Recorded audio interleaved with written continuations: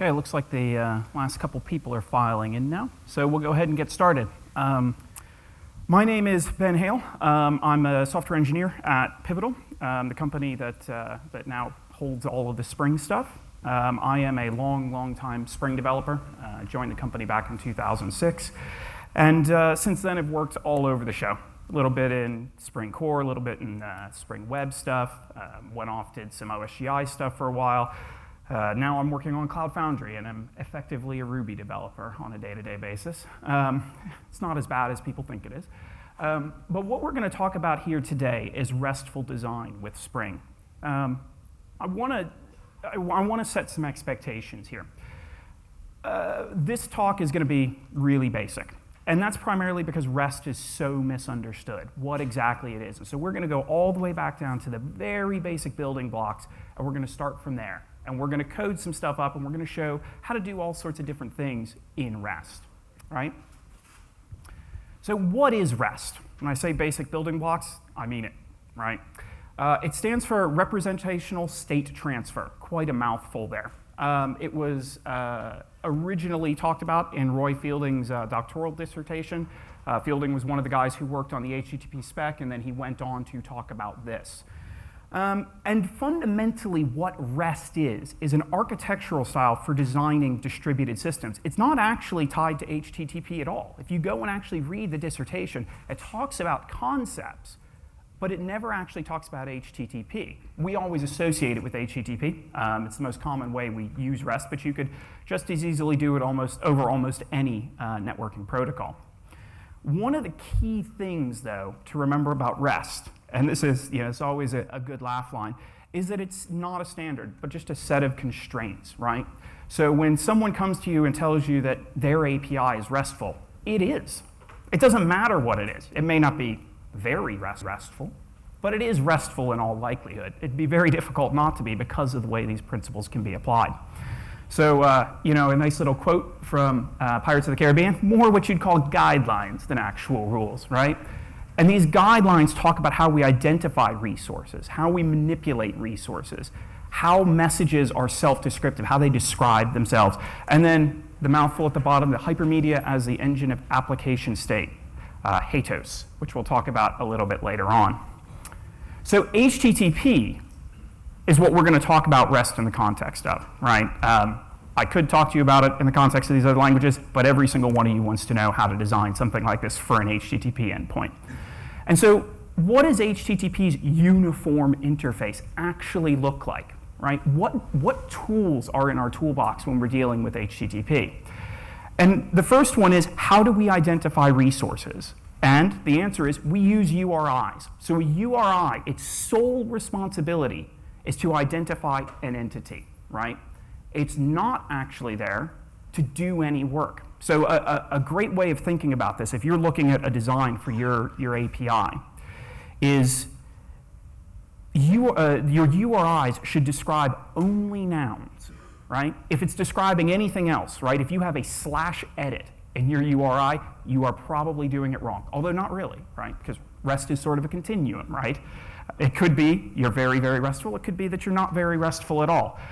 So you can't say that you're wrong necessarily, but if you want to be a good citizen in the REST world, you want to make sure your URIs describe nouns.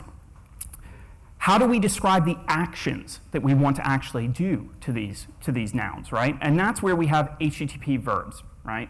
This is where people get really tripped up because for the most part, you're going to use the big four HTTP verbs: get, delete, put, post. There are a couple of other ones, options and head, and if you go out to the web dev spec beyond that, you start looking at things like patch and stuff like that. But fundamentally, everything you can ever do in REST over HTTP is governed by a very small set of verbs. And I hope some of you are out there thinking, damn, get, delete, put, and post. I hope my application is just a CRUD application, right? Because it doesn't seem like I can do anything interesting with those verbs.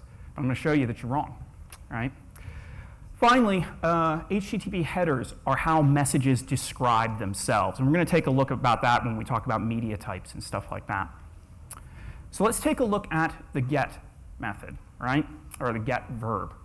This guy, I love it because it's it can trick you, right? Everybody thinks they know what get means, but it turns out nobody really does. So get must be used to retrieve information. It must be safe and idempotent, which basically means that if I make a call to this, I should be able to make that call repeatedly, as many times as I want, and get the same result back, provided, obviously, that the underlying state managed by my server hasn't changed. Get cannot have any side effects. It's very commonly said, get cannot have side effects. Turns out it's not actually true.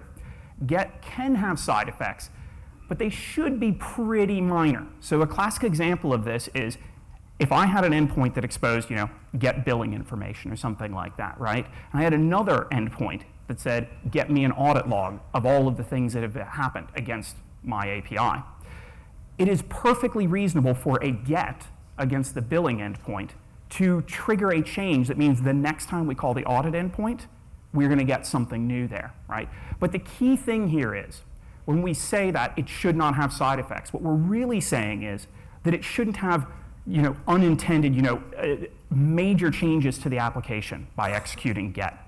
It's very common, you see, especially people who write browser applications, especially in the past, using get, and it's triggering all sorts of crazy stuff. They're passing all sorts of stuff in the request parameters of the URL, and all sorts of work's happening in a get. That kind of stuff shouldn't happen, but that doesn't mean that you can't do some stuff, right? Also, the great thing about get is that it can be conditional or partial. Excuse me. So we take a look at some headers inside that are commonly used with get.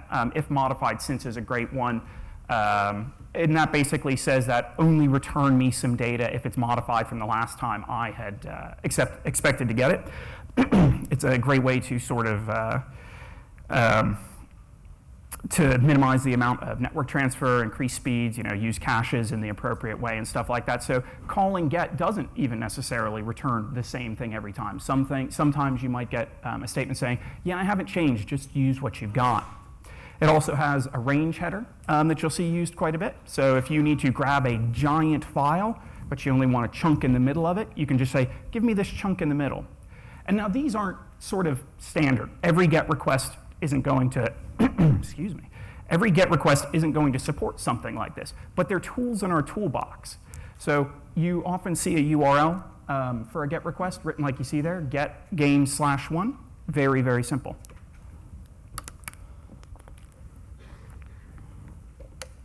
Actually, before I go on, please feel free to interrupt me during this. I'm a big fan of discussion, and if the discussion gets too far off track, we'll do it afterwards, but talk to me about questions you have as we go along. I'm more than happy to talk about it. So the next one is the next simple verb, not necessarily widely used. It's delete. It's a request that something be removed. And again, people make a mistake with this because the resource doesn't have to be removed immediately, right? You could see a situation where deleting a resource at a RESTful API endpoint might trigger something that takes an hour to execute, a day to execute, something like that. And that's not really going to work for an HTTP socket connection, right? It's not going to stay open that long. So delete is basically a statement that I am requesting something be removed, and then you need to tell me either that it's done or that you're working on it. And generally in the case that you're working on it, you typically hand me back some sort of payload that allows me to find out when you're done working on it. So once again, really, really simple, typically even simpler than the invocation of get, delete, with a URI at the end of it, right? Standard HTTP delete. Now we get to some interesting ones, right? Here are the ones that sort of people are really vague on, right? Get and delete are pretty straightforward. So the first one we're going to take a look at is put. It's the least commonly used of the last two. But fundamentally what this is saying is, given a payload that you pass to me, I want you to store this entity at this particular URL. So most commonly, it's used to modify things, right? It's used to say, update this particular user, give them a new name, give them a new phone number. So I'm pushing this information to an entity that already exists. You can potentially use put to do something like create a new entity, right? You could say put /games1/doors2, and /doors2 doesn't exist any longer, or does not exist yet. It's very, very uncommon to use put in this way for API writers to actually allow this to happen, primarily because it allows someone else to determine what the sort of unique identifier, what that resource location is going to be for this newly created thing. So we don't see that happen very often. When you're designing your APIs, I would definitely go against it because you have another verb that's even better for that, all right? And that's post, right? So post generally requests that a URI do something with an enclosed entity. And post is your friend because I emphasize the idea of something. It's not just moving data in, right? This is where we finally get to do all of that business logic that you think doesn't fit into the big four verbs. What it does, we could do a create, we could do a modify. We're going to see it play an entire game for us when we do a post a little bit later on. And the major difference here is exactly what entity you're working on, right? What entity is being asked to execute something. So in the case of put, we're asking a particular door to do something, in this case to update itself, right? But when we use post, we're saying games, whatever this is, a collection of all of the games. I want you to do something when I go there. We're going to see this particular URL means to create a new game, which gives us a specific URI for that. So that's what we have there. So before we go over exactly what the game is, I want to talk a little bit about API design, right? So the reason I'm up here talking about this is for the last couple of years, before I started working in the Cloud Foundry group, I was working on a product that was a massive RESTful API, right? It was 400 or 500 different endpoints kind of thing. It was for management of middleware. It was a product that we never ended up selling, so that's sort of a sore point for me. Many man-months spent on that. But the key thing when I was working on this, our team sort of went at it in an ad hoc manner at the beginning, right? We just sort of started throwing URIs together, throwing payloads together and stuff like that. And we found out that this doesn't really work, right? You can certainly get something out of there, but there's a huge amount of value to sitting down and trying to design a cohesive API, right? Sitting down and saying, what exactly are the entities that my consumers are using? What exactly are the verbs they're trying to do? How exactly are these things related to one another? And so sitting down and doing, like, on a sheet of paper, on a whiteboard, an actual design of an API before you do any of the implementation, making sure you understand how a user is going to use your API. And that may be something very specific. It's a line of business thing. You know exactly how they're going to interact. Or it may be something more general. It's an open to the internet API to do mashups or whatever the kids call them these days, right? But it's a good idea to sit down and have a real cohesive idea, because you'll quickly, if you don't, you'll quickly find yourself in a scenario where you're looking at this business logic that needs to be executed, and you're looking at your four verbs, and you're saying, how do I get there from here? How do I make this look like everything else I've done? Man, I didn't design for this in the first place. The next talk I'm doing over in 209 is all about how to evolve your API once you've done that, but even better would be to not do that in the first place, right? So coming back to it, I go off on that tangent because the game we're about to do here, let's make a deal. We're going to explain it real quick. It's going to be very, very simple. And yet, myself and Adrian Collier, the well-dressed gentleman up on stage yesterday, when we first took a look at this last year, we must have spent, 10, 12 hours trying to design an API that was useful for something as simple as this particular game. Because there is no right with a REST API, right? Anything's RESTful at varying degrees. So I tell the story because it illustrates exactly how much detail and how much flexibility you have inside the REST API and why it is critically important that you sit down and do some design work in the beginning. So the game, let's make a deal. It's easier to present this actually in the United States. I live in Europe at the moment, and you do let's make a deal, and they're like, what? Let's make a deal? Got no idea what that is. So 3 doors. Up on stage, you're the contestant, you have to pick a door, right? So we're going to say, I select the middle door right here. And the presenter goes, oh, interesting, the middle door. Tell you what, rather than opening that door, I'm going to open another door for you, right? I'm going to open another door. I'm going to show you what's behind that door. You okay with that? Everybody okay if we take a look behind another door? Good. Oh, small furry animal. It's my little kitty Loki, right? I love using a cat named Loki in my demos because it's sure sign something's going to go wrong. And so I see that there's a small furry animal behind one of the doors. So now I've got my door that I've selected and the other door. And behind one of those doors is something really good, something that I want to win, right? Anybody who sort of knows me on GitHub will know exactly what's going to be behind the winning door. But before we get there, what door do we pick? Anybody know the correct answer for the door that you should pick here? It's the one you haven't selected, right? Yeah. There's all sorts of math. It took them like 50 years to prove it out, but it is a very good idea to select this other door. For me, I'm a big cyclist, love my Pinarello Dogma. I want to win another one of those, right? So that's the game that we're gonna play. Really, really straightforward. So why does it take so many hours to design something like that? And it's because we have to sit down and look at the interaction model. This isn't simply a CRUD application, just in the same way your applications aren't simply CRUD applications, right? You wouldn't be sitting here today. Everybody knows how to design RESTful CRUD applications. But what we have to do is business logic, right? We have to create a game. That's kind of a CRUD thing.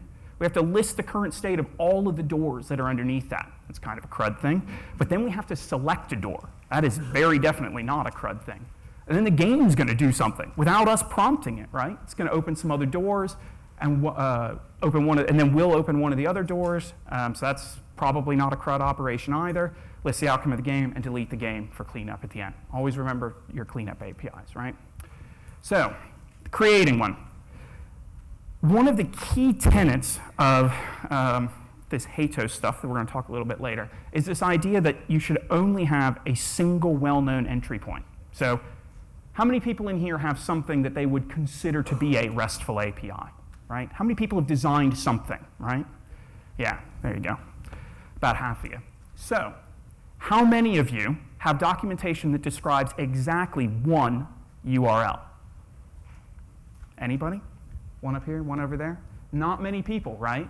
Everybody goes and just documents the hell out of this thing. Here's an endpoint, here's an endpoint, and here's an endpoint, here's an endpoint, here's an endpoint, right? But we don't actually want to do that. We'll describe why a little bit later. So for the purposes of this game, trust me, and I tell you that I want a single well-known entry point. /games is going to be it. Doesn't require any input other than posting to it. And posting to it creates a new game. And the key here is, though, that it needs to tell us something when it's done. It needs to communicate back to us so that we know where to go find the game that was just created so that we can do some more stuff against it. One of the things that we need to do against it, we need to list the current state of all of the doors inside of it, right? So we want a collection returned to us. It has all of the doors inside of it. So we want to be able to say, given a URI, give me, the game's URI, give me all of the doors that are inside, and in this case, it'll communicate a bunch of stuff, but the status is probably the biggest thing for us. One of the interesting things about this, and this is sort of orthogonal to the discussion of REST, is this idea that we don't have an idea of a door 1, 2, and 3 that we're going to display left to right on a screen, right? We have 3 doors. It doesn't really matter which one is which, right? Because each one of them will self-identify as an endpoint, right? As a URI. That is its unique identifier. You don't have to describe it in here as being unique because it is already unique. Yeah.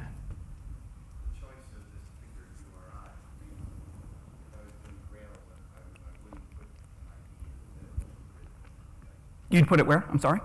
At 0, right? Yeah, the game's ID, yeah. Right.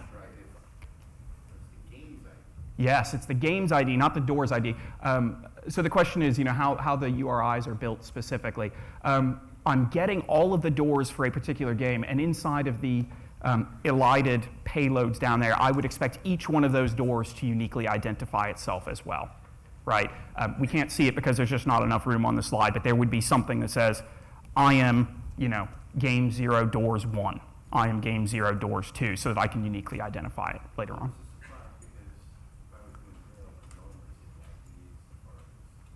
Is the ID is part of what? I would see the 0 at the end of that URI, Yeah, but what we're talking about here is, right, a component of a game itself, right? So just saying /game/0 doesn't get me anything. It gives me a game, and I'm asking for something specific inside of the game. It's perfectly reasonable, and I believe the implementation does this. When I ask for /game/0, it tells me where to go find all of the doors. It says go to this URL that ends with /doors in that particular case. So yeah, it's more of, sort of a stylistic design choice.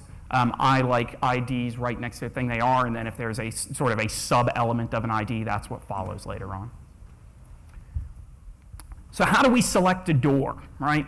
There is no HTTP verb select, and I'm sure almost everybody in this room has struggled with this at some point. How do we represent the selection of one of these doors? And the answer is that, remember, we're dealing with nouns, but the verbs tell us what should happen. And so a really, really common way to do this is to say, I want you to mutate, right? I want you to change. Here's some more information to help you change. So we're going to do a put, update yourself, and I want you to become selected at the end of whatever it is that you want to do. Just let that sink in for a second, right? It's not a way most developers think about sort of procedural programming, right, or an API. This idea that I'm not actually selecting a door. I'm saying I want the door to be selected, right? That leaves the server free to interpret what it means to make a door selected. And this is where the flexibility that HTTP gives you really comes into play. It is, given enough time and enough smarts, you can basically model any interaction you need to do on your system in this way, if you think about it, right? It might be very hard to initially, but this is what we're aiming for, this idea of saying, I want to mutate something and let the server decide what that mutation actually means. Yeah? So that's the message header going in? It's not so much the header as the payload. In this particular case, it could be anything you want, right? I use JSON. The demo we're going to do is that. So the payload for a door has its current status. And in most cases, its current status is going to be, what did I say? Closed, right? So I have grabbed one of those, and I'm pushing a payload that says, where you used to be status closed, I want you to become status selected instead. It's an input field in this particular case, yeah. If it's not clear, anything that's like a get or a delete is going to, any output that you see there is going to be return output, response output. In the case that it is a put or a post, it's going to be input. Yeah, it's going to be request input. Yeah. So in this case, so we're only controlling the state of that one particular door. If that also would naturally cause the state of another thing to change, you'd have to approach it differently. Nope, absolutely not, because doing a put, so sorry, let me speak for the mic here. The question was, we're doing a put on a specific door. What about if there's a side effect? And this is a great example, right? There is a side effect here, right? When I select a door, the game then needs to open up another door for me, right?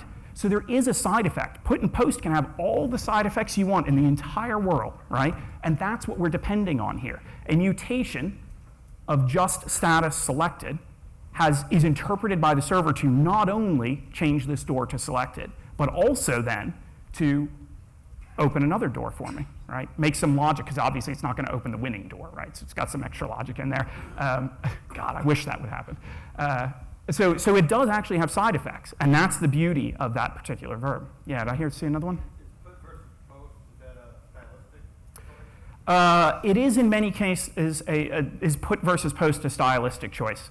It is in many cases. There is nothing post can't do that, sorry, there's nothing put can do that post cannot do as well. However, they mean slightly different things. It is better to use put when put is appropriate, although it is certainly not required to. In a lot of cases, you don't have put, right? If you're doing browser-based development, unless you've dropped into a JavaScript framework, which everybody does these days, you can get put through that. But if you were just doing sort of straight out the browser kind of thing, post is really your only thing. Post is, and the reason I put it last, is it's the most flexible. You can use post to do gets, right? You can do post to do deletes and stuff like that. So it's sort of the catch-all bucket at the end when the other verbs don't apply. But if they do apply, you should use them, just for clarity's sake, more than anything else. Yeah, it's a great question. Good. Yeah.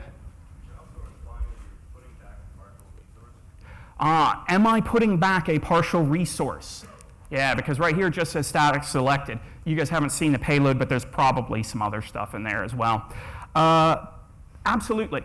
It is widely misconceived, especially by people who've ever heard of the patch verb, which comes from web dev, that put must be a complete entity when it's put back for the mutation. It's not required at all. Your server may expect it to be complete and be very unhappy when it gets a put that is incomplete, but it's not required. And this comes down to sort of one of the tricky bits of REST. REST, because it is so flexible, because it doesn't have something like, WSDL or something like that, that we get from the SOAP, there is no well-defined automated contract for what exactly this expects. You have to document the hell out of an API, right? The only way for people to use an API is to understand exactly what its semantics are.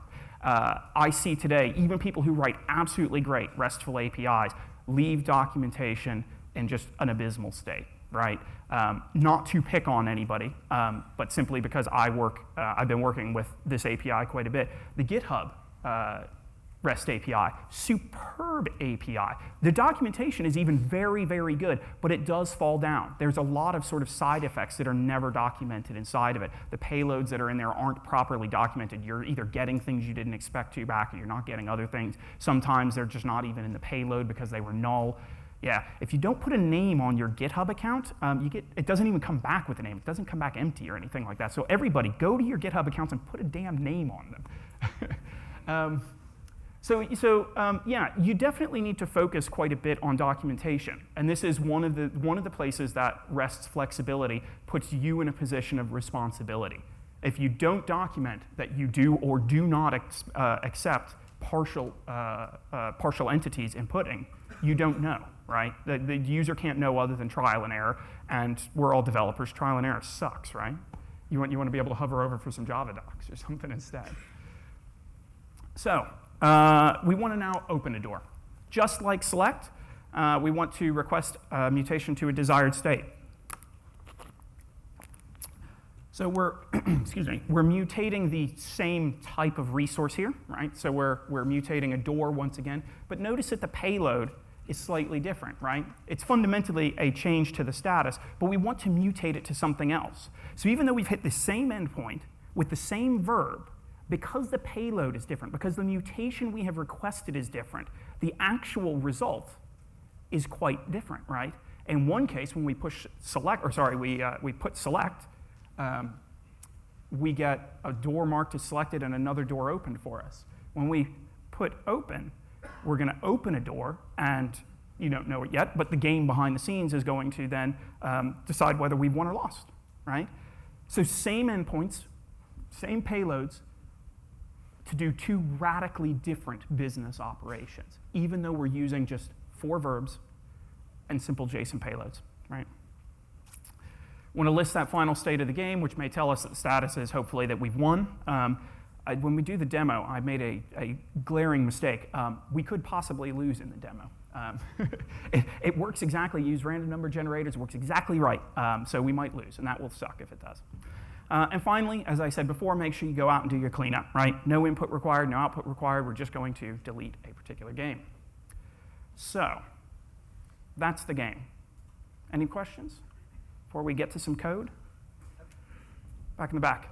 I saw that you were essentially querying for a game where the status was 1, but you're using breakgrams instead of something as part of the body of the request. So the question, let me step away from that. So the question is when I'm requesting the current status of the game. Yeah, so you're essentially querying, you're trying to find a game with state of 1, or were you just looking for one particular? I was just looking for one particular game, right? When I created the game, it handed me. I'll show you. It hands me back something that says, "This is the game that you are about to play," kind of thing. It's perfectly reasonable to have a URI that is all games, and you could have a filter parameter, query parameter on there that describes a filter or something like that. We don't actually talk much about query parameters as part of this talk, but it is another great addition to the REST toolbox, is that ability to say, given a URI, here's some additional information when I do a get.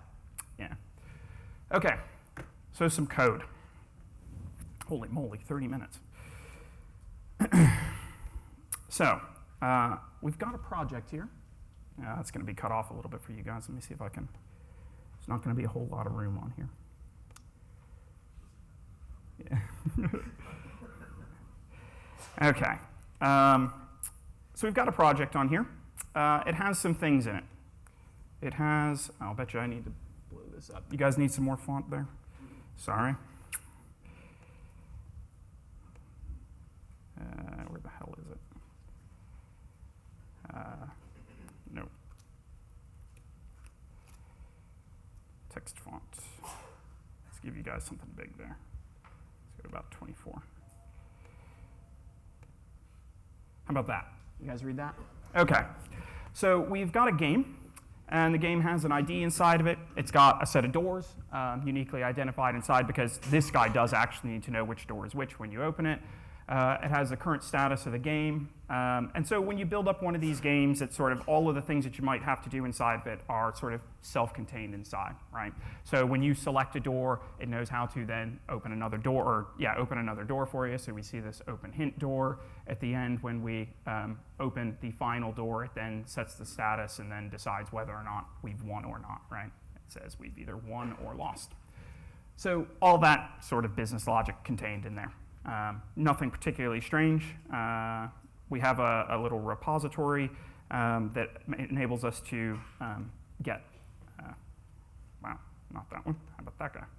That allows us to create a new one of these, retrieve them, remove them. We've got an in-memory representation, just news the whole thing up. Not particularly important for the purposes of this game. But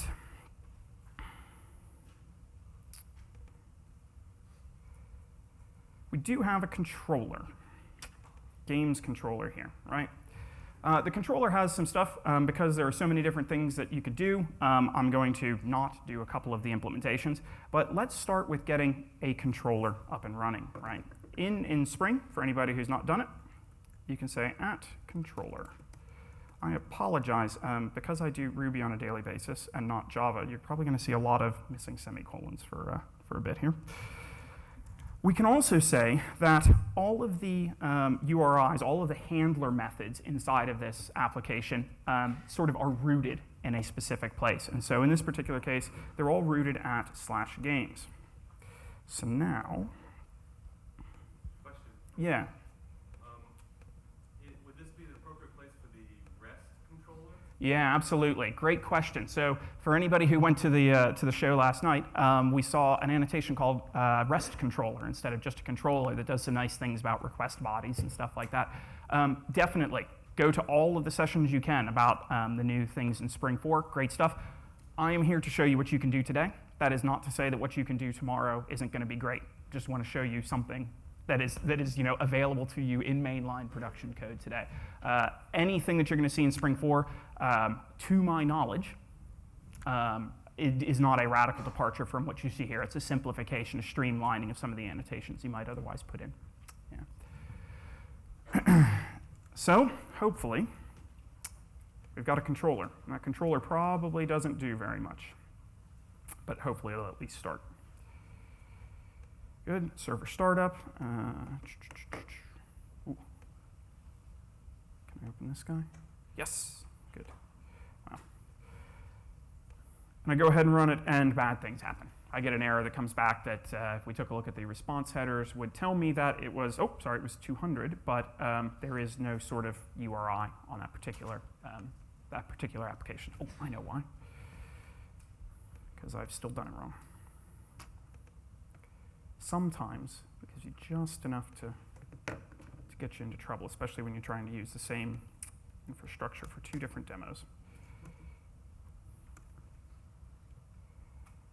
Let's kill you and start again.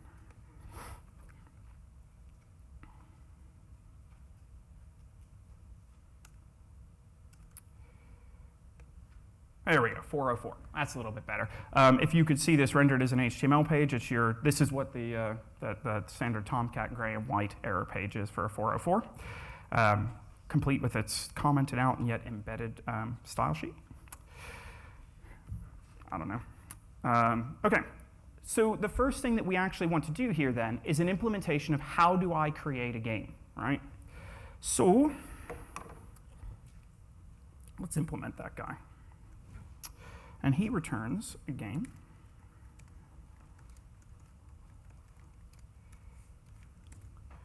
Try and get all these right. Actually, he returns a response entity that is void.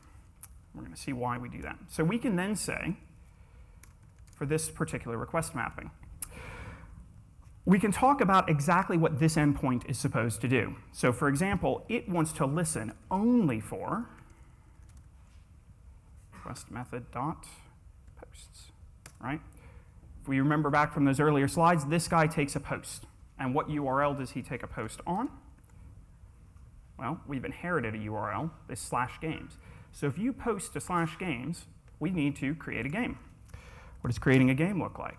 Game equals this. I think we've got a game repository in here. Create. Okay, so we've got one of these. But the problem we have now is, how does that get communicated back to the original caller of this, right? How do we get that information back? Anybody have some suggestions? How might you communicate where this game is so that now I can go and play that game? I've got this thing here, it's in Java. How do you communicate that back to the user? 304? 304? Not a 304. Isn't that nothing changed? A 201, yeah, probably. It's a created, but how do you get the URL back? HTTP header is the most common way. It's what I would definitely recommend for this. There is an official location header that you are supposed to use with 201. It's not the only way, though. Again, this is sort of stylistic. If you're really tied to payloads instead of headers for stuff, you could potentially put a payload in there that contained a link to it. But we're not going to do that. We're going to use a location header. So we're going to create some headers.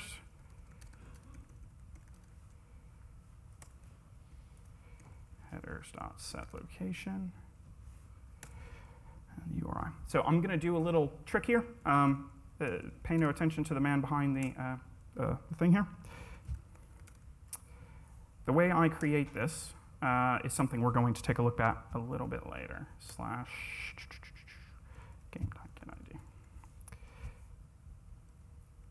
And turn that into a URI. Yep. And now we can say return a response entity. Turn a new one of those. And it needs to have headers, and its HTTP status is going to be created. And so now is when your average demo goes horribly wrong. So what happens now if we post to that URI ourselves? Games, right? Haha! HTTP 201 created. I wish I could blow that up for you guys. Unfortunately, this does not allow me to. But what is key here is that there is a location. It tells us exactly where to go. And this is the first step of the HATO stuff that we're going to talk about a little bit later. This idea that I don't need to know what that URI is, right? As a consumer, that URI is completely opaque to me. I just follow it blindly, right? So, given that, let's get some information about it, right? So if we go ahead and copy that out because we're not typing new URLs. Method not allowed. We can't actually, oops, sorry, post is the wrong method anyway, isn't it? Let's do a get. Let's see what we can find. Yeah, we don't support that. So what we want to do instead is implement that, right? So we don't have one of those yet. So we'll do a, what's this guy going to do? A response entity. And it's going to hand back a game. Where does it listen? Request mapping method equals request method.get. And it listens on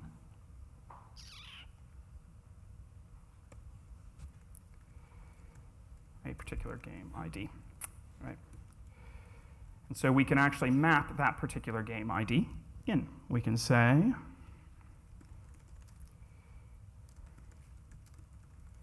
then we can do something with that particular game ID, right? So we can go back to our repository and say,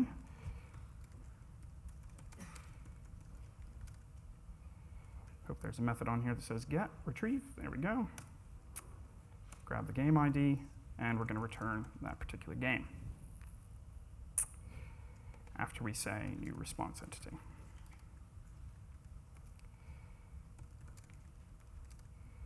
Typically, unless something goes tragically wrong, so I'll bet you throw some exceptions.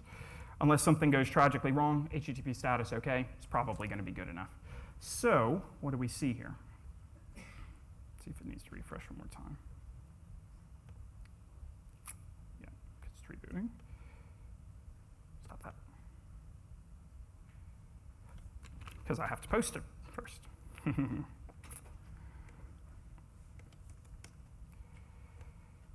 So we've created it.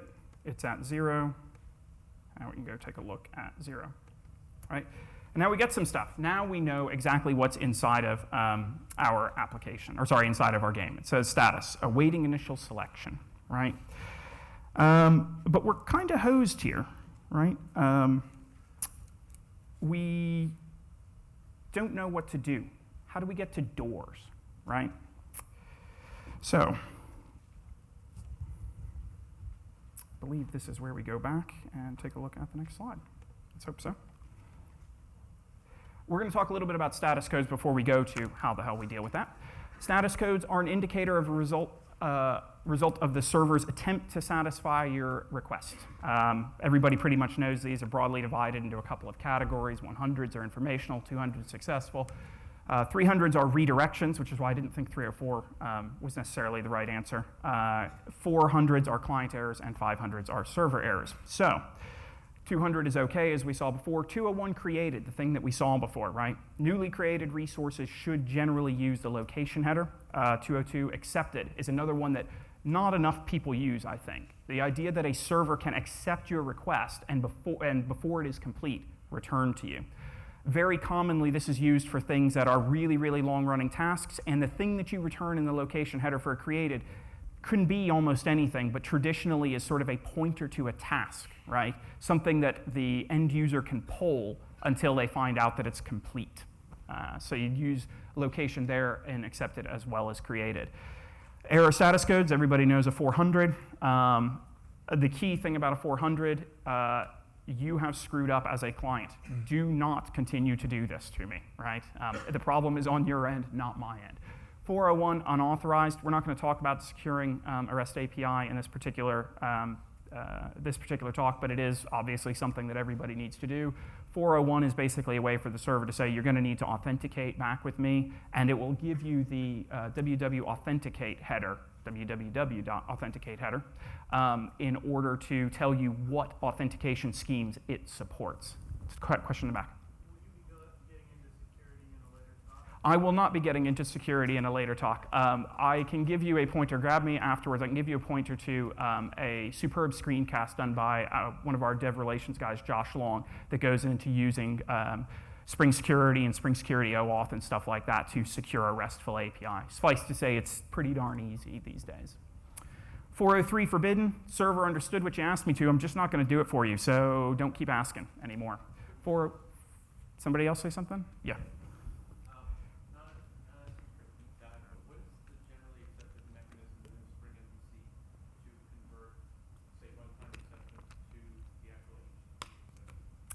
Tell you what, how about I do you a deep dive shortly?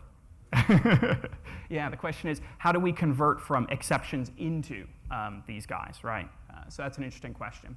So 404, not found. Great URI, or great error code that we all know, not acceptable. We're going to talk a little bit in the HATOS section about negotiation of content types. So if you tell me that you can accept something and I can't provide it for you, I'm going to tell you it's not acceptable. 409, in conflict, you're trying to do something that the resource can't do. So it's possible that you might get a 409 if you attempt to open a door that's already open, for example, in our examples, right? And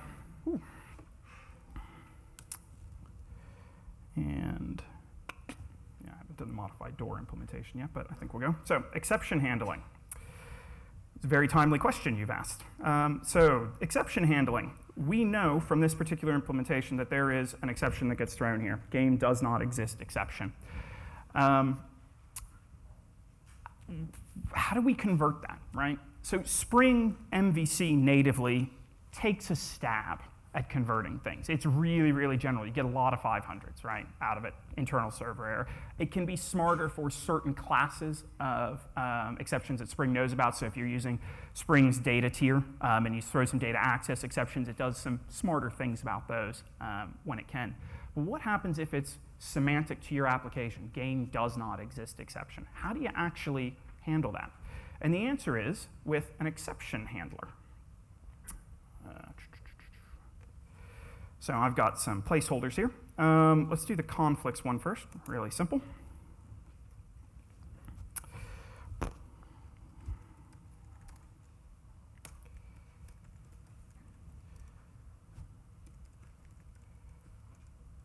think you guys are going to see me go copy some code shortly because we're running a bit behind, I think.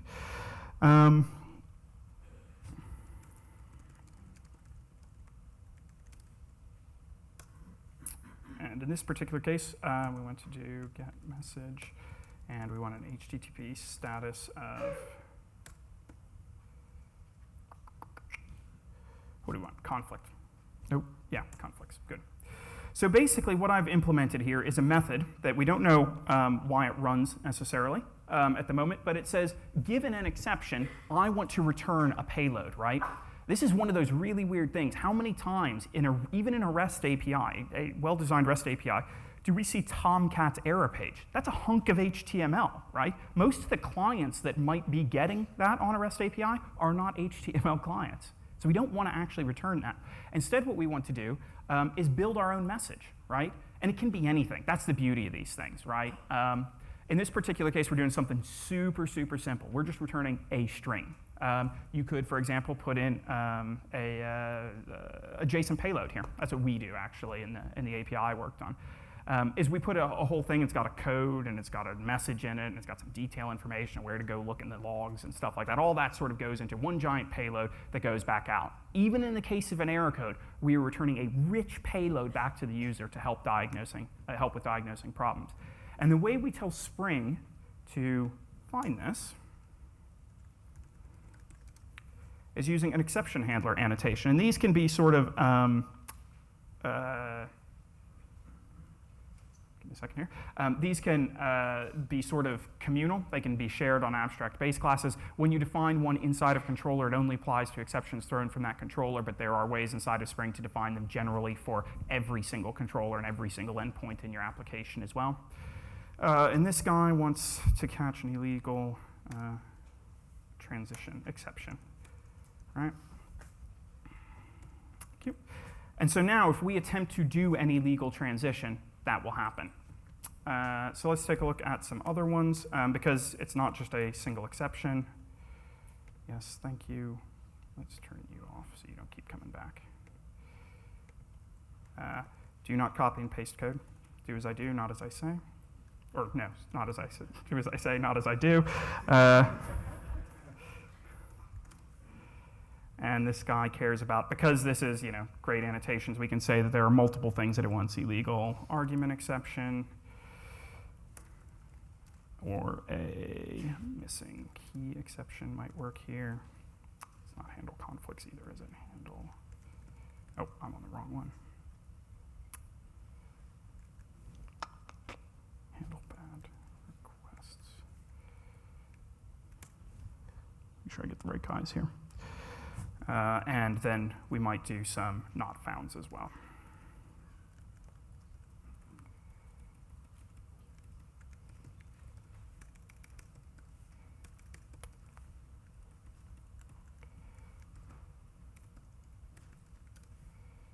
Good, and this guy cares about, what's he care about? Game does not exist exceptions. And door does not exist exceptions. So hopefully, this time, if you guys remember, I flubbed the request earlier because I tried to take a look at a game that did not exist. Hopefully this time, we'll see something better than that. Right, we saw Tomcat stuff come up. Nobody wants to see Tomcat error pages. So now if I attempt to get this, again, demo gods be kind to me. Yeah, there we go. We end up with a response body. I apologize again to the people in the back, but suffice to say it does not look like a Tomcat response body. It has just a string. It's got some nice semantic information. You requested game 0. That game does not exist, right? So much better than 404, 500, something like that. We still have communicated using the return value that it was not found. But then we've given some more information to help the caller diagnose exactly what the problem was. Yeah. So that particular string, that's just a message in the... Yeah, just a message in the exception, but feel free to do whatever you want, right? I mean, you could dump the entire stack trace in there. I'd heavily recommend against that. No one likes to see a stack trace.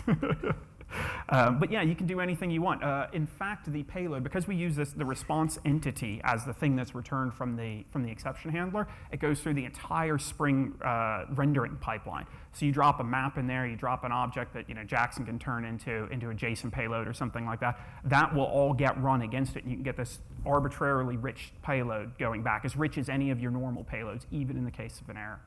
Yeah. I see another one over here.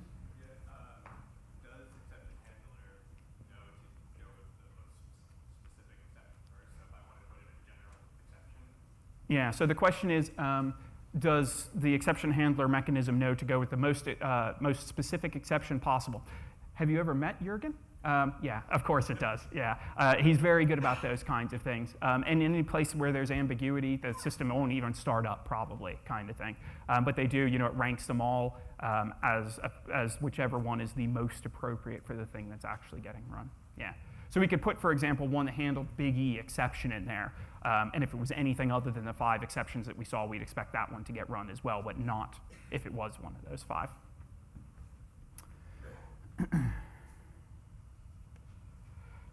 So, as promised, HATOS. My God, the worst acronym ever, right? How many people even pronounce it? I pronounce it HATOS. I kind of think it's like Cheerios, only angry. But who knows? Pronounce it the way you want. Everybody knows what you're talking about. Hypermedia as the engine of application state. That sucks too, really. It's so non-descriptive, really. The client doesn't have built-in knowledge how to navigate and manipulate the model. This is one of the really key things that's sort of second-level REST, right? It's easy to write things that do get. It's easy to write things that do, have the proper semantics for delete and put in a post. But then, and if you get there, you are like 90% of the way, right? You're better than almost every other API that's currently accessible just by getting those things.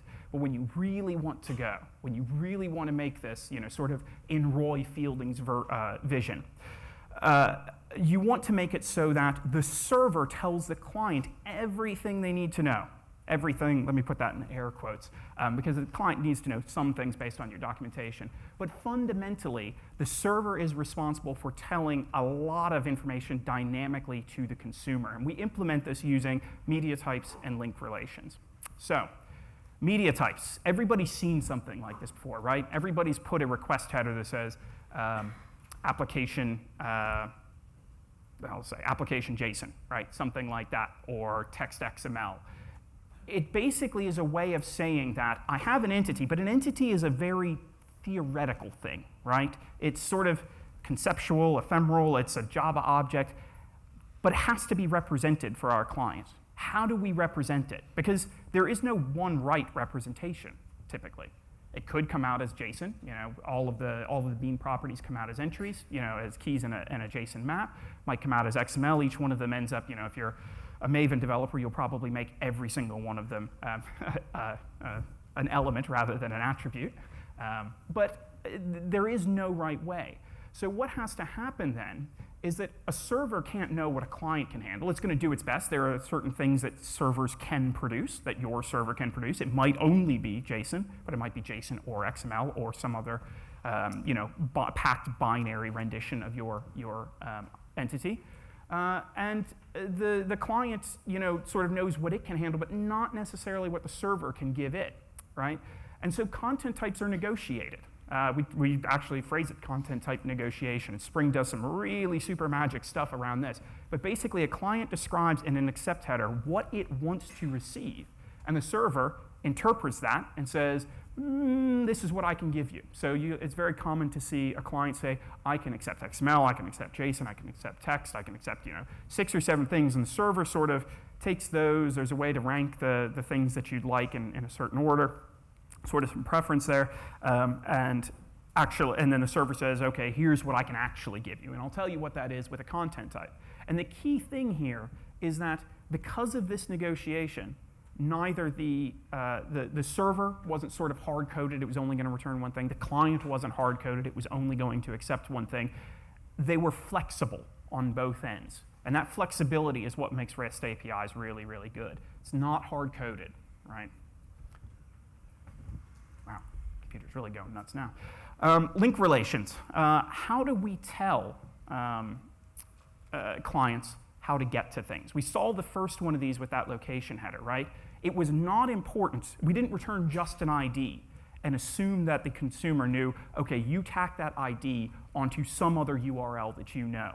And then you tack /doors onto the end of that, right? Well, we haven't actually seen that. What we want to be able to say is we want to be able to tell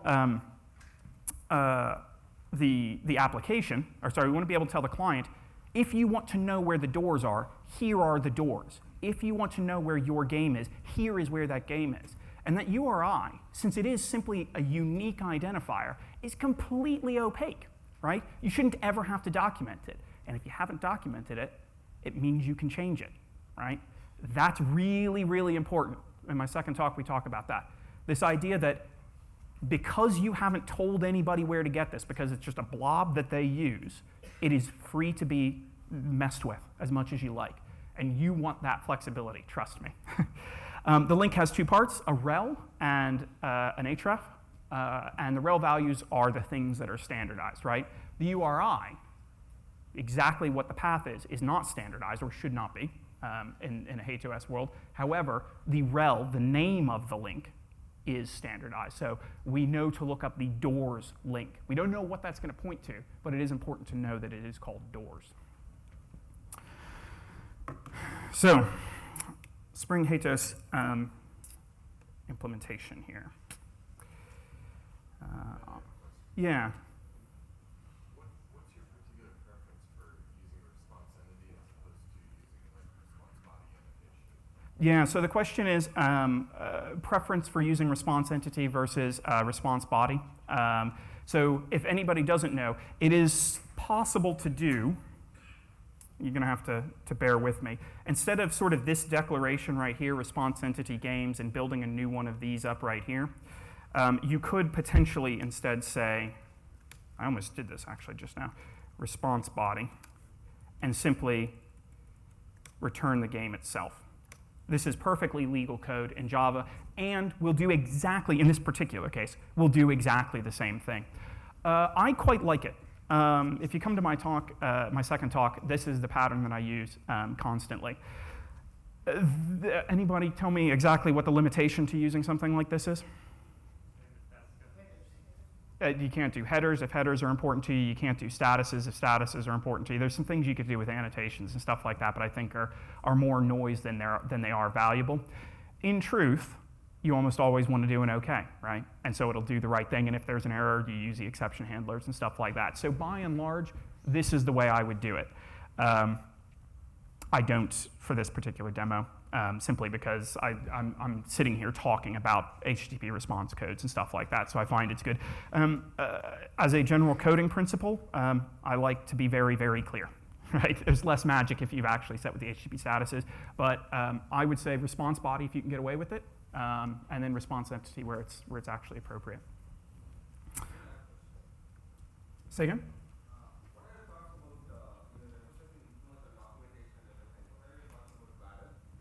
Yeah, I don't like it. The question is, what about WADL? WADL is WSDL for REST, and it sort of violates the point of REST, right? Having some sort of machine-readable way of parsing this, I'm not keen on it because I think it makes REST less flexible than it's supposed to be.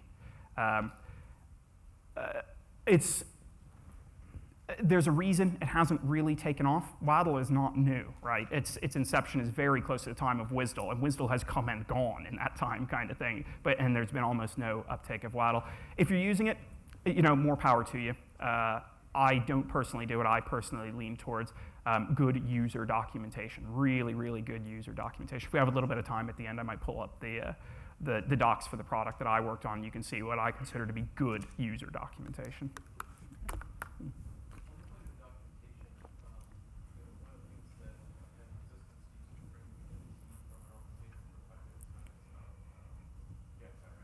Yep. There are a lot of tools for automatic generation of code in jq-rst, like enunciate. Is there anything in the Spring world that can interrogate the data? Yeah, all the stuff that I wrote internally for our own project. No. So the question is, using Spring MVC stuff, it's sort of not self-documenting. There aren't tools that are going to go parse it all up and stuff like that. That is a perfectly reasonable argument. And if that is your reason for using JAX-RS, have at. That is a great thing. When I talk about sufficient documentation, if I get to show it, we're talking paragraphs of text here. I'm not sure code is the right place for that. On the other hand, not putting it in code leads to getting out of sync and stuff like that. It's a trade-off in either direction. The key thing to remember, of course, is that all the JAX-RS annotations are supported by Spring MVC already, right? You can use the dispatcher servlet. It'll automatically do request handling and stuff like that. You can then do the additional annotations that are Spring specific, like exception handler or something like that, if you wanted to use exception handler out of Spring, and it just sort of integrates exactly the way you'd expect it to have integrated. Yeah. One last question there. When I tried to use response body, it completely ignored my content negotiation resolver. Is that a limitation? No, it should. The question is, when you're using response body, is it doing content negotiation? If you are properly setting, and I don't think we've actually done it here because I haven't implemented this thing, the media type stuff that I was going to show you. So when you say show game, you can define something on it that says exactly what this thing produces, right? So I can say that it produces media type application JSON. Right? And so that basically says that this method will only kick in if application JSON is what is requested. If you requested XML or something like this, even though the URL was right, the input was right, the method was right, it would not execute. But the other key thing about this is when it decides how to convert your object, how to convert your response body object, it needs to know what type you're attempting to hand back. So most people, when they say, oh, the response body didn't get converted the way I thought it would, it's because they're missing this key piece of metadata. What should I actually convert it to? And if you don't want to do it on every method, which is perfectly reasonable if you're using real simple types, it is perfectly reasonable to say all of the request methods in this entire thing produce JSON in this particular case. But what if you want to return JSON or XML depending on the Right, so you can say, it's a good question, also on my list of things to talk about, so good enough. You can say this, media type, is there something called XML in here? Text XML maybe? Yeah, text XML, something like that. I can return either one of those, and so now Spring routes for either one of those accept headers into it, and when it goes out, based on the content type negotiation, what the client has said it can accept and what you said you can produce, it then uses its known or your configured message converters at that point, right? So if the user has said I can only take JSON and you're handing back JSON, it'll whack it out to Jackson. If they're only taking text XML, it'll whack it out to JAXB or whatever you've configured to do that instead. But it is critical in order to know in order for Spring to know how to convert it, it is critical to know what exactly you consider to be safe to hand back. Right. So I'm gonna have to.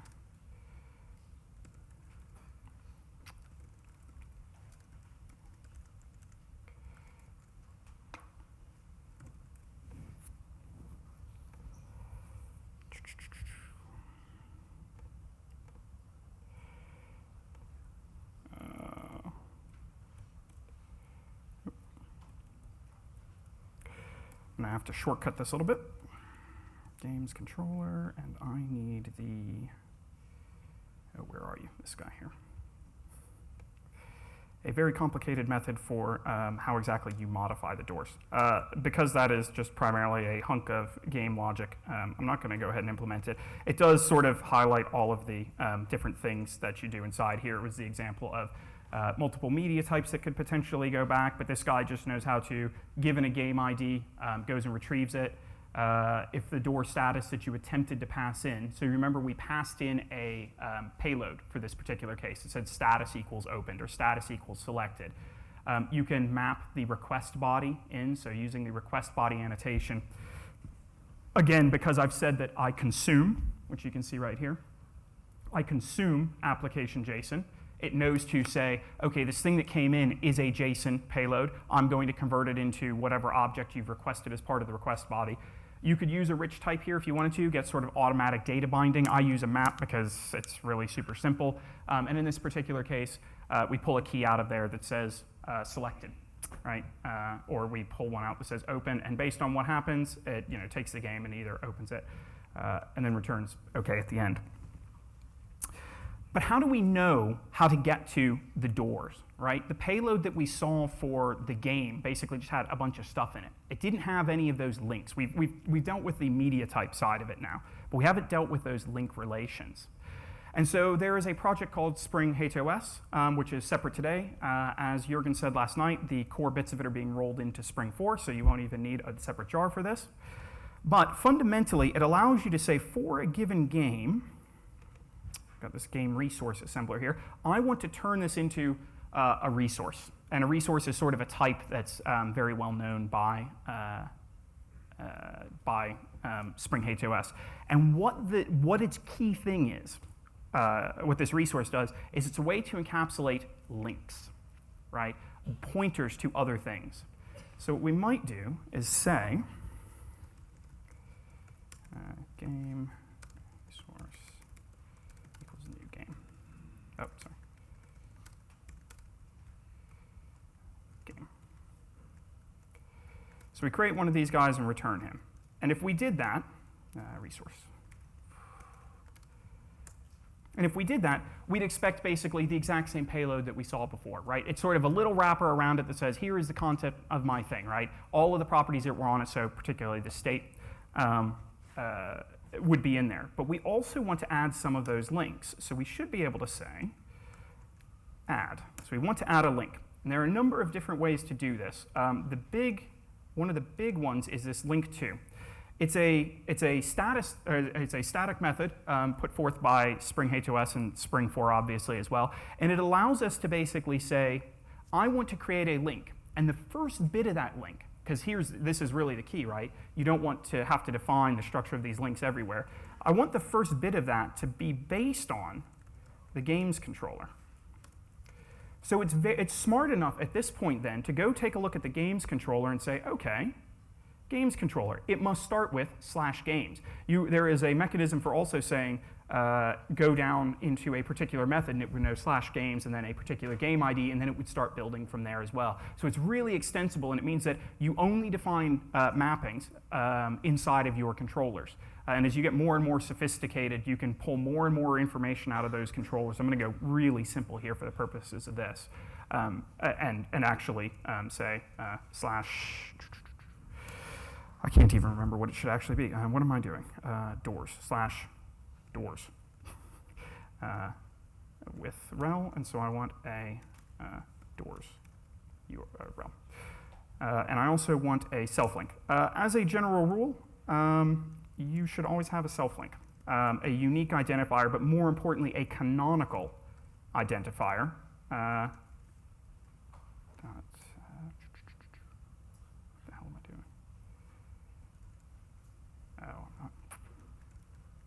doing?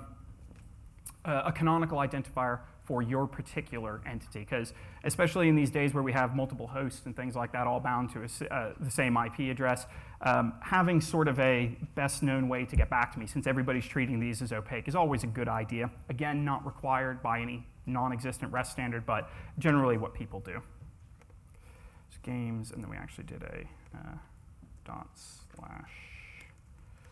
game ID. Oops. And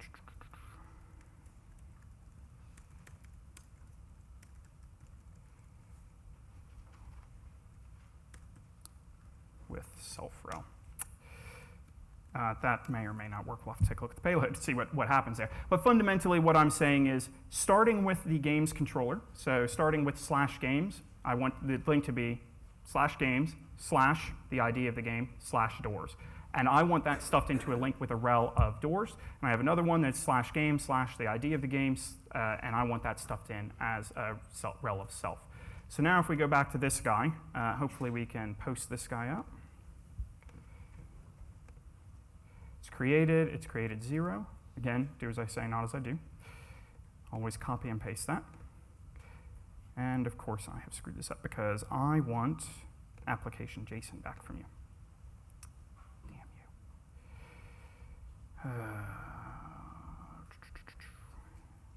you. Yep, and here's where things go catastrophically wrong. Oh, that's not what I would have expected.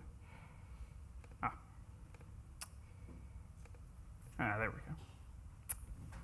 And I have forgotten the last bit of it. So we have this assembler that knows how to create this thing with all the links. We just haven't bothered to use that.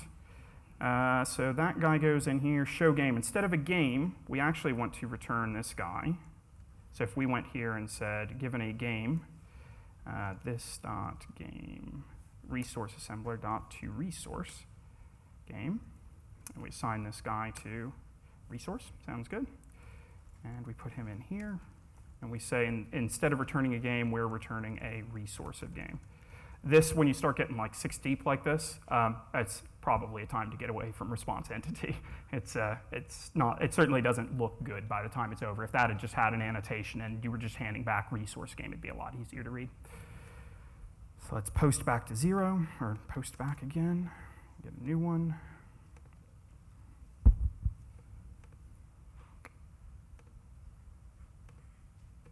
And now we have a payload, right? We have that same status that we've actually already had here. Again, I apologize for not being able to read. It says we're waiting for initial selection. But now there's this idea of links that are associated with it as well, right? And these links point to things such as itself, and it has a URL for itself, and also tells me where to go for doors. Now, my consumers never need to know that URI for doors. Right now, it's, what did we say it was? Game/ID/doors. But what happens if I have made the decision that I actually want to flatten my API? And instead of having game/0/door, since all doors are uniquely identified across all games, what happens if that link should actually be to /doors/something, right, instead? There's no necessarily need for the encapsulation of a door or a group of doors inside of a game. And so that gives us the ability to change that at will. And that's pretty key, right? It allows me the flexibility to do whatever the hell I want to my API without anybody depending on what's in there, because they can just take a link and navigate based on that link. If I had more time for a demo, you can do some crazy things. I could actually change it to a particular different API and show you that it would continue to work, but we're going to skip that. That comes in the evolution one if you would like to see that. So the last thing that we're going to do with a couple of minutes here is taking a look at testing. Testing web APIs isn't easy, right? We've got a couple of options sort of straight out the box. In container, end-to-end, do string comparison. Even Tomcat, which is fast. And anybody out there who wants to tell me that their container is faster, fine, absolutely. Too slow, right? You need tests to run in tenths of a second, right? It can't be, waiting for whatever your container to start up is. So we want to run a lot of stuff out of the container. The problem is when we run it, we've got our controller, right? We pass in a Java object, a Java comes back, object comes back. We haven't actually tested most of the code inside that controller at all. We haven't tested anything that Spring does, right? None of the exception handling, none of the request mapping. Who the hell knows if the URIs are right, right? Because we've never tested any of that stuff because we deal with Java objects. So what we actually want is the speed of out of container, but with as much Spring as we can possibly get inside of it. So Spring MVC testing. Last time I gave this talk, it was not done, and now it is. In 3.2 maybe, 3.2, 3.3. We now have a way of basically telling Spring to bootstrap as much of it as it possibly can, as much of itself as it possibly can, all the request mapping, all the exception handling, all the type mapping and stuff like that, all of that stuff gets bootstrapped in an out-of-container process, right? So for all intents and purposes, what you're actually getting is a standalone web application that doesn't need to run inside of a servlet container at all. And that's really, really cool. It is slower to start up than your unit test, but it is much faster than starting a container to do it. So testing Spring MVC. There are two styles for testing Spring MVC. The first one, got a lot of failed tests here. Great. Okay. The first one is the way you would unit test something like this, right? And so I definitely recommend you guys take a look at these projects in great detail. I'm just going to give you a little bit of a taster. There are two ways to think about testing, right? Even Spring MVC stuff, we want to do in a unit way. It's not, unit is another one of those terms that's sort of open to interpretation. But let's say what we mean by unit testing a controller is not testing the data tier, not testing the service tier. I still need all of Spring's stuff to bootstrap around it so that I can make sure that the mappings are right and stuff like that. But I don't actually want, like, the game repository. So let's say game.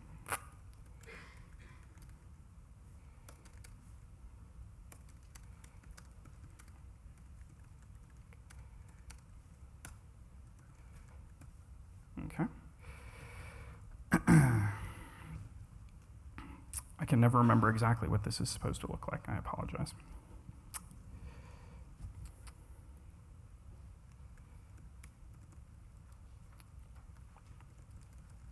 This is one of those things that you sort of type once and never type again. Final mock MVC. This guy here. Mock MVC equals, and what we're going to use is something called the standalone setup. And it asks me for all the controllers that I want to be able to interact with in this particular thing. Obviously, in a pseudo unit test, you only want one particular one to come up. And so we want a new games controller. And the games controller requires a games repository and a bunch of assemblers. So we've got a game repository over there. We need a new game resource assembler and a new doors resource assembler. So those just are the new door resource assembler. And those are just sort of the types that are standard desired things. What are you complaining about?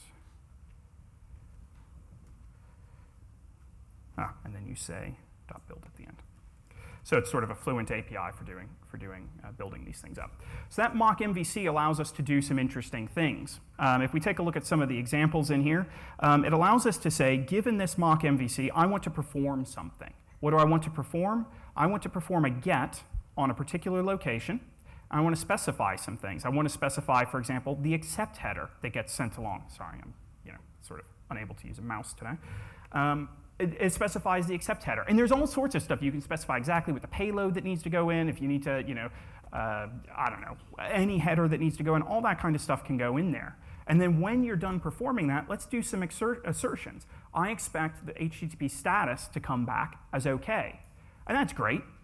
I could potentially take a look inside at the string and make sure the string looks exactly what I want it to. But because of the way JSON is generated by Jackson and other tools, you can't actually guarantee that the string that comes back is going to be consistent, right? If you use a hash, it changes constantly.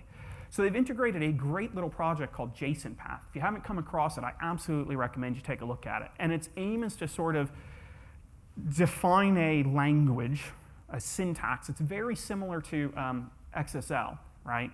But for JSON. So it allows me to say, what is the status key? What is the value of the status key inside of this payload? It doesn't matter if it's above the links, below the links. I'm not doing a string comparison. It actually parses the JSON payload and goes and finds this guy.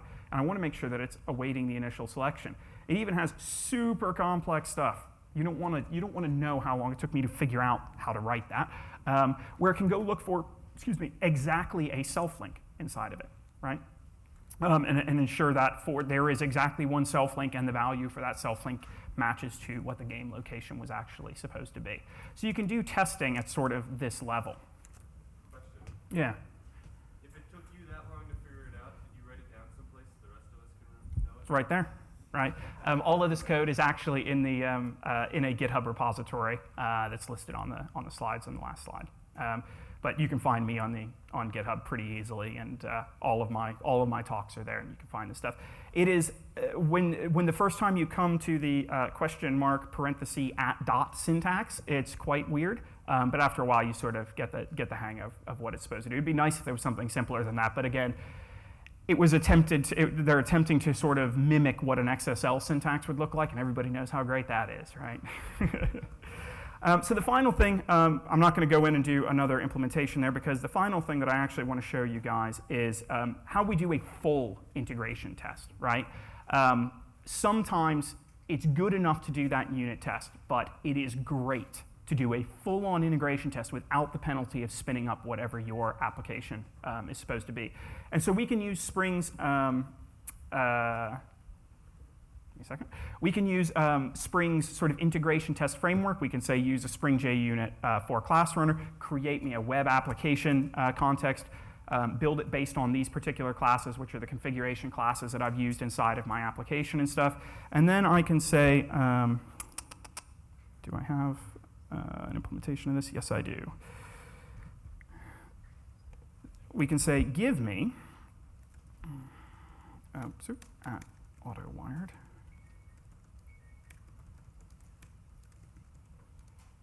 Wow.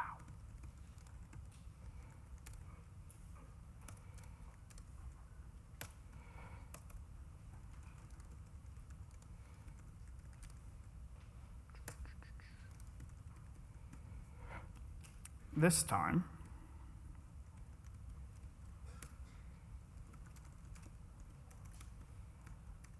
I have to do this a little bit in a different way, because we are bootstrapping an application context which has to happen sort of around this.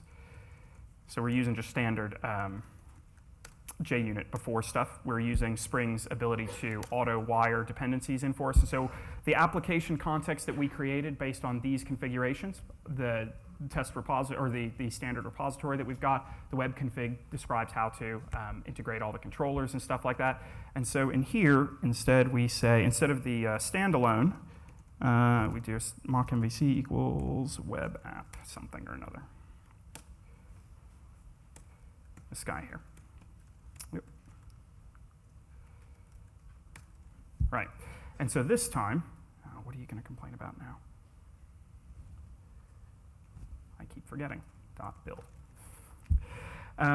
This guy basically builds exactly the same interface, but he does it rather than just taking a single controller that you stubbed out all the dependencies, and he builds an entire application context. In some cases, integration testing is variable, right? In this case, because I have sort of this standalone, totally naive implementation of the repository, it's good enough to do that, right? But in many cases, you might end up with a scenario where going back to a database that has real data and it is still too big, but you still want sort of your web tier and your service tier to test. So you might do that and pass in sort of a configuration file instead of your main one that looks at a real database, one that points at an in-memory H2 database or something like that. And so that can be bootstrapped as sort of a partial integration test, and it's all sort of a continuum from there. But again, the testing is exactly the same as it was before. In fact, this is a single test that plays the game, right? It goes through and says, game location, post to there, make sure it's created, make sure it has the location header, the doors location is in there, make sure that we send the content type that says selected for a particular door, and we flip through and find out if we've won or lost at the end, kind of thing, right? So all of these things are possible, and we still have, to run this, everybody cross your fingers,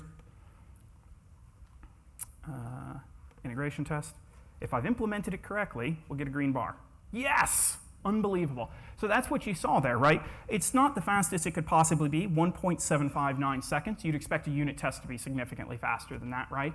But it's a hell of a lot faster than bootstrapping any container to do it. The unit test style one, let's see what that one runs in.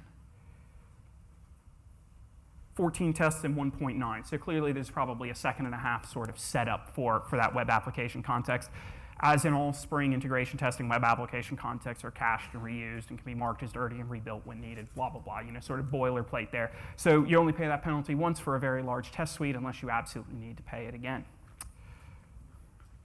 So I'm quite happy that actually passed, because Using the API, designed, implemented, and tested, but can you actually use this API, right? The goal was always single URL, link traversal, content negotiation. In addition to being a Ruby developer, I am somehow, unfortunately, also a Python developer. No, I kid. I've written quite a lot in languages much worse than either of those. Both of them are quite good at what they do. So our goal was a single particular URI. We do all sorts of link traversal in here, so we get a particular link location. Don't worry about it. Trust me when I tell you that this code encapsulates those goals. And so, hopefully my test tells me. Awaiting selection, I want to select door number 1. Door number 1 was selected. Door 0 was the one that was opened with a small furry animal. Anybody feeling lucky today? Gonna go for door number 2. Gonna win or lose? Oh, lost. Sorry, guys. We did not win. Odds are good to select that one, but it's not always it, right? So that's basically it for me. Roundup. API design absolutely matters. I hope when you walk away today, you take, in addition to all of the knowledge about how REST APIs should be designed, how Spring can help you design REST APIs, the key idea that putting some upfront thought into something as critical as your API design is really, really worthwhile.